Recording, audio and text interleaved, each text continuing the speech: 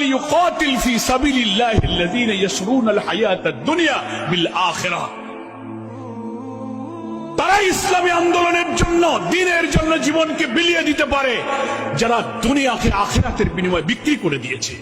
শিবির দুনিয়ার স্বার্থ, বিত্ত, বৈভব, সম্পদ, গাড়ি, বাড়ি, মর্যাদা, সম্মানকে আল্লাহর সন্তুষ্টির জন্য বিক্রি করে দিয়েছে। তাদেরকে সন্ত্রাস দিয়ে, মিথ্যাচার দিয়ে দুনিয়ায় দাবিয়ে রাখা যাবে না।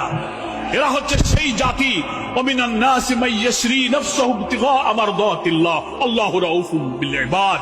মানুষের মধ্যে এমন কিছু মানুষ থাকে যারা শুধু আল্লাহর সন্তুষ্টির জন্য নিজের সত্তাকে তারা বিক্রি করে দিতে পারে।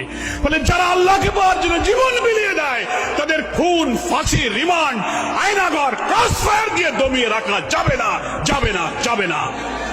আগামী 26 সালের নতুন বছরের শিবিরের জীবনে এক নতুন প্রভাত, নতুন সূর্যের উদয় করুক, সাথে সাথে বাংলার জমিনে একটি নতুন বাংলাদেশের সূর্য উদিত হবে।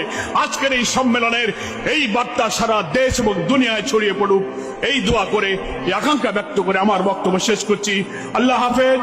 বাংলাদেশ জিন্দাবাদ, ইসলামী ছাত্র শিবির জিন্দাবাদ। আসসালামু আলাইকুম রহমতুল্লাহি ওয়া বারাকাতুহু।